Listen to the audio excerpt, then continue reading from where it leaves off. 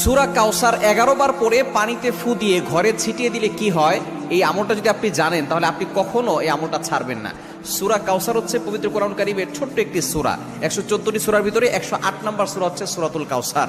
মাত্র 3টি আয়াত রয়েছে সূরার ভিতরে।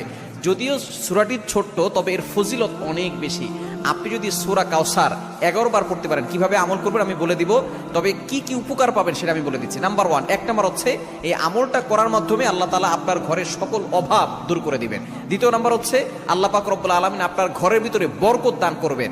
এবং 3 নাম্বার হচ্ছে দুশ্মন থেকে আল্লাহ তাআলা আপনাকে মুক্তির ব্যবস্থা করে দিবেন। এবং 4 নাম্বার হচ্ছে আপনার জানমাল নিরাপত্তার ব্যবস্থা করবেন আল্লাহ তাআলা। এবং 5 নাম্বার হচ্ছে হাউজে কাউসারের পানি আল্লাহ তাআলা আপনাকে দান করবেন।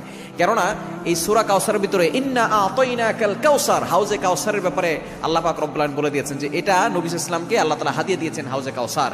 একমাত্র আমাদের নবীজি সাল্লাল্লাহু আলাইহি ওয়াসাল্লাম তার উম্মতদেরকে হাউজে কাউসারের পানি পান করাবেন, যা সাদা হচ্ছে দুধের থেকেও বেশি সাদা এবং মধুর থেকেও বেশি মিষ্টি। একবার যে পান করবে 500 বছর ধরে তার কোনো পানি তৃষ্ণা লাগবে না। এটা আপনি কিভাবে আমল করবেন?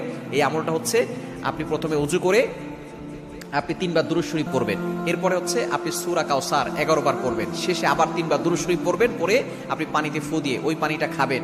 দেখবেন আল্লাহ পাক রব্বুল আলামিন আপনাকে সুস্থ করবেন এবং ঘরের চারকোনা ছিটিয়ে দিবেন। ওই ঘরের ভিতরে অভাব থাকবে না, ঘরের ভিতরে অভাব দূর হয়ে যাবে, বরকত চলে আসবে এবং দুশমন কোনো ক্ষতি করতে পারবে না। কেননা এই সূরাটা এমন সময় নাজিল হয়েছিল, নবীজি সাল্লাল্লাহু আলাইহি সাল্লামকে যখন কাফেররা গালি দিয়েছিল, যখন তার সন্তান দুনিয়া থেকে বিদায় নিয়েছিল, তখন বলেছিল মুহাম্মদ হচ্ছে নির্বংশ। তখন আল্লাহ পাক রব্বুল আলামিন আয়াত নাজিল করেছেন যে ইন্না শানি আকা হুয়াল আবতার, যে তারাই হচ্ছে নির্বংশ যারা আমার নবীকে গালি দেয়।